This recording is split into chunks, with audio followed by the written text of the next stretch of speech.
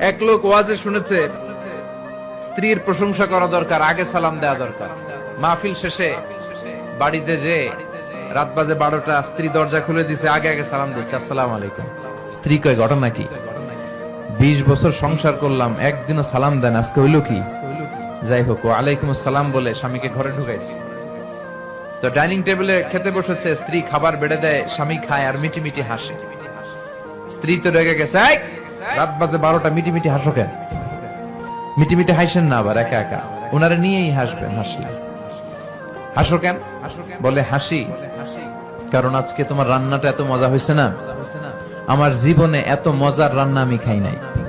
রান্না মজা হয়েছে শুনে স্ত্রী তো তেলে বেগুনে জ্বলে উঠছে। কি রান্না মজা হয়েছে মানে? বিগত 20 বছর ধরে তোমার রান্না করে খাওয়াই, একদিনও কইলে না মজা হয়েছে। আর আজকে পাশের ঘরের ভাবি একটু গরুর গোশতের তরকারি পাঠাইছিল,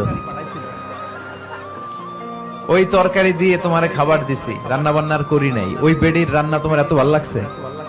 খাও, জন্মের খাও, আর রান্ধুম না। এরকম উল্টা পাল্টা প্রশংসা করা যাবে না। প্রশংসার আগে কনফার্ম হয়ে নেবেন, recheck, cross check and double check, যে রান্নাটা করেছিল কে, ঠিক কিনা। তা না হলে কিন্তু চুলায় আগুন জ্বলবে না। রোজা রাখা লাগবে। আল্লাহ আমাদের ফ্যামিলি গুলোর জান্নাতি ফ্যামিলি বানাও।